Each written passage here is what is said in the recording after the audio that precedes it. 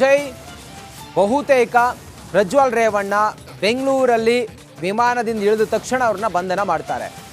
ನಿರೀಕ್ಷಣಾ ಜಾಮೀನಿಗೂ ಕೂಡ ಅವರು ಅರ್ಜಿ ಹಾಕಿದ್ದಾರೆ ಅನ್ನೋದ್ರ ಬಗ್ಗೆ ಮಾಹಿತಿ ಇದೆ. ಈ ಹೊತ್ತಿನ ವಿವರ ಏನಿದೆ ಅಜಯ್? ಖಂಡಿತವಾಗ್ಲೂ ರಂಜಿತ್, ಇದು ಎಲ್ಲರೂ ಕೂಡ ನಿರೀಕ್ಷೆ ಮಾಡಿದ್ರು ಕೂಡ ಹೌದು. ಯಾಕಂತಂದ್ರೆ ಏನು ಈಗ ಮಾಧ್ಯಮದ ಮುಂದೆ ಅಂದ್ರೆ ಒಂದು ವಿಡಿಯೋ ಮಾಡಿ ಒಂದು ಬಿಟ್ಟಿದ್ರು ಪ್ರಜ್ವಲ್ ರೇವಣ್ಣ. ಇಲ್ಲ, ನಾನು ಮೇ 31ಕ್ಕೆ ನಾನು ಬರ್ತೀನಿ, ಅಲ್ಲಿ SIT ಮುಂದೆ ನನ್ನ ಏನಿದೆ ಅದನ್ನ ನಾನು ಹೇಳ್ಕೊತೀನಿ ಅನ್ನೋ ಒಂದು ವಿಚಾರವನ್ನು ಕೂಡ ಅವರು ಹೇಳಿದ್ರು. ಆದ್ರೆ ಆ ನಂತರ ಎಲ್ಲಿ ಬಂದ ತಕ್ಷಣ ಬಂಧನದ ಭೀತಿ ಕೂಡ ಇರುವಂತದ್ದು. ಸೊ ಹೀಗಾಗಿ ಇವತ್ತೇ ಒಂದು ನಿರೀಕ್ಷಣಾ ಏನು ಮಧ್ಯಂತರ ಜಾಮೀನನ್ನ ಅವರು ಸಲ್ಲಿಸಿದ್ದಾರೆ ಕೋರ್ಟ್ಗೆ. ಕೋರ್ಟ್ ಕೂಡ ಈಗಾಗಲೇ ಅದನ್ನ ಆಲಿಸುತ್ತೆ. ಆಲಿಸಿದ ನಂತರ ಇದನ್ನ ಮುಂದೂಡಿದೀವಿ ಅನ್ನೋ ಒಂದು ಮಾತನ್ನ ಹೇಳುತ್ತೆ. ಇಷ್ಟಕ್ಕೆ ಸುಮ್ಮನಾಗದಂತಹ ಪ್ರಜ್ವಲ್ ರೇವಣ್ಣ ಪರ ವಕೀಲರೇನಿದ್ದಾರೆ ಅವರು, ಇಲ್ಲ ದಯವಿಟ್ಟು ನೀವು ಈ ಒಂದು ಅರ್ಜಿಯನ್ನ ಸ್ವೀಕರಿಸಲೇಬೇಕು, ತುರ್ತಾಗಿ ಇದನ್ನ ನೀವು ನೋಡ್ಲೇಬೇಕು, ಅಟ್ಲೀಸ್ಟ್ ನಾಳೆಗಾದ್ರೂ ಒಂದು ರೀತಿ ಈ ಒಂದು ವಿಚಾರಣೆಯನ್ನ ಮಾಡಬೇಕು ಅನ್ನೋ ಒಂದು ಮಾತನ್ನು ಕೂಡ ಅವರು ಕೋರ್ಟ್ ಮುಂದೆ ಇಡ್ತಾರೆ, ನ್ಯಾಯಾಧೀಶರು ಮುಂದೆ ಇಡ್ತಾರೆ. ಆದ್ರೆ ನ್ಯಾಯಾಧೀಶರು ಈಗಾಗಲೇ ಇಲ್ಲ, ಇದಕ್ಕೆ SIT ಅವ್ರಿಗೂ ಕೂಡ ಕೆಲವೊಂದು ವಿಚಾರಗಳಿದೆ. ಸೊ ಹೀಗಾಗಿ ಈ ಒಂದು ವಿಚಾರಣೆಯನ್ನ ಮೇ 31ಕ್ಕೆ ನಾವು ಮುಂದೂಡಿದೀವಿ ಅನ್ನೋ ಒಂದು ಆದೇಶವನ್ನು ಕೂಡ ಈಗಾಗಲೇ ಹೇಳಿರುವಂತದ್ದು.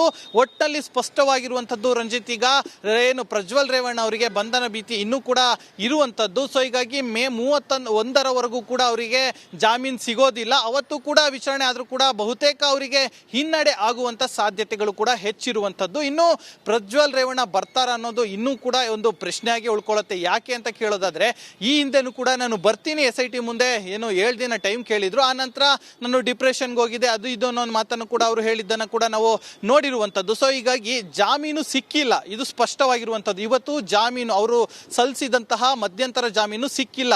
ಸೊ ಹೀಗಾಗಿ ನಡಿ ಈಗ ಶುರು ಮಾಡೋಣ.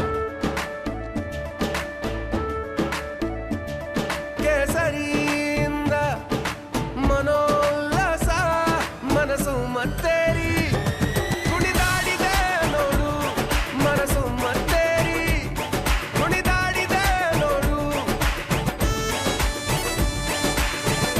ಕ್ಷಣ ಕ್ಷಣವೂ ಆಚರಿಸಿ ಕೇಸರಿ ಹಬ್ಬ. ವಿಮಲ್ ಬಾಯಲ್ಲಿ ಹೇಳಿ ಕೇಸರಿ. 31ಕ್ಕೆ ಕೂಡ ಅವರು ಬರುವಂತದ್ದು. 31ಕ್ಕೆ ಬಂದ ತಕ್ಷಣವೇ ಅವರನ್ನ ಅರೆಸ್ಟ್ ಮಾಡುವಂತ ಸಾಧ್ಯತೆ ಇರುತ್ತೆ. ಇದನ್ನು ಕೂಡ ಅವರು ಮನಸ್ಸಿನಲ್ಲಿ ಇಟ್ಕೊಂಡು ಈಗ ಬರ್ದೇ ಇರುವಂತ ಸಾಧ್ಯತೆ ಕೂಡ ಹೆಚ್ಚಾಗಿರುವಂತದ್ದು. ಮತ್ತೊಂದು ಸಲ ಇಲ್ಲ ನನಗೆ ಬೇರೆ ರೀತಿಯಾದಂತ ಸಮಸ್ಯೆ ಇತ್ತು ಅಂತಾನು ಕೂಡ ಅವರು ಆ ನಂತರ ಹೇಳ್ಕೋಬಹುದು. ಸೊ ಹೀಗಾಗಿ ಅವರು ಕೂಡ ಬರುವಂತದ್ದು ಎಲ್ಲರೂ ಕೂಡ ನಿರೀಕ್ಷೆಯಲ್ಲಿದ್ರು. ಆದ್ರೆ ಈಗ ಬರುವಂತದ್ದು ಬಹುತೇಕ ಡೌಟ್ ಅಂತಾನೆ ಹೇಳ್ಬೋದು ರಂಜಿತ್. ಅಜಯ್, ಈಗ ಪ್ರಜ್ವಲ್ ರೇವಣ್ಣ ಬಂಧನ ಬಹುತೇಕ ಖಚಿತ. ನಿರೀಕ್ಷಣಾ ಜಾಮೀನಿಗೆ ಅವರು ಅರ್ಜಿ ಹಾಕಿದ್ದಾರೆ.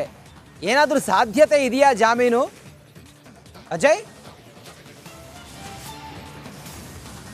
ಖಂಡಿತವಾಗ್ಲೂ ಇಲ್ಲಿ ಏನು ಅವ್ರಿಗೆ ಜಾಮೀನು ಸಿಗೋದು ಬಹುತೇಕ 99% ಈಗ ಅಸಾಧ್ಯ ಅಂತಾನೆ ಹೇಳ್ಬೋದು ರಂಜಿತ್. ಯಾಕಂತಂದ್ರೆ ಏನು ರೇವಣ್ಣನವರೇ ಕೂಡ ಇಲ್ಲೇ ಅಂದ್ರೆ ಬೆಂಗಳೂರಿನಲ್ಲೇ ಇದ್ರು ಕೂಡ ಅವರನ್ನು ಕೂಡ ಏನು ಮನೆಗೆ ಹೋಗಿ ಏನು SIT ಅವರು ಬಂಧನ ಮಾಡ್ತಾರೆ, ಅನಂತರ ಕರ್ಕೊಂಡ್ಬರ್ತಾರೆ. ಅದು ಕೂಡ ಆ ಒಂದು ಪ್ರಕರಣದಲ್ಲೂ ಕೂಡ A2 ಆರೋಪಿಯಾಗಿದ್ದಂತಹ ರೇವಣ್ಣನವ್ರನ್ನ. ಆದ್ರೆ ಇವರು ಈಗ A1 ಆರೋಪಿ, ಇದರಲ್ಲೂ ಕೂಡ ಹಾಸನದಲ್ಲಾಗಿರುವಂತಹ ಒಂದು ಪ್ರಕರಣದಲ್ಲಿ ಕೂಡ A1 ಆರೋಪಿಯಾಗಿ ಕೂಡ ಪ್ರಜ್ವಲ್ ರೇವಣ್ಣ ಅವರು ಇರುವಂತದ್ದು.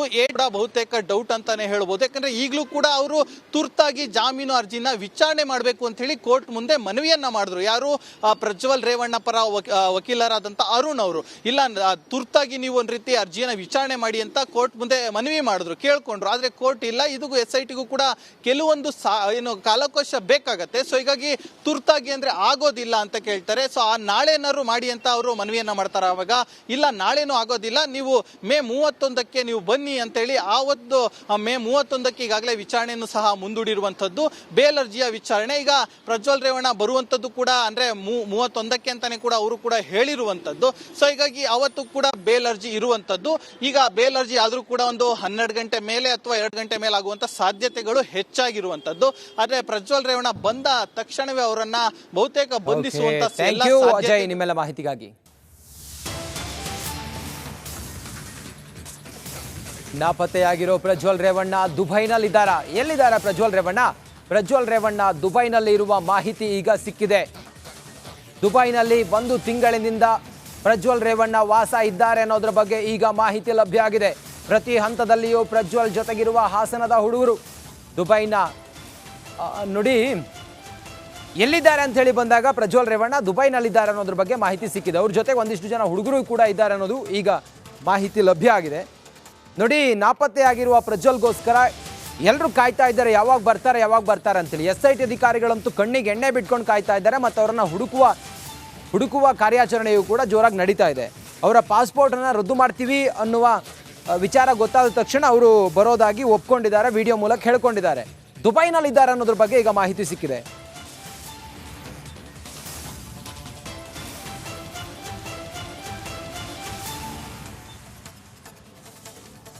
ದೇಶದ ಅತಿ ದೊಡ್ಡ ನೆಟ್ವರ್ಕ್ ನಿಂದ ಮೆಗಾ ಕವರೇಜ್. ದೇಶದ ಮತದಾರನ ಆದೇಶ NDAಗ ಇಂಡಿ ಒಕ್ಕೂಟಕ್ಕ. ಲೋಕ ಅಖಾಡದಲ್ಲಿ ಗೆಲ್ಲೋದ್ಯಾರು ಸೋಲೋದ್ಯಾರು.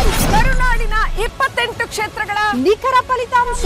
ಫಾಸ್ಟ್ ರಿಸಲ್ಟ್, ಪಕ್ಕಾ ರಿಸಲ್ಟ್.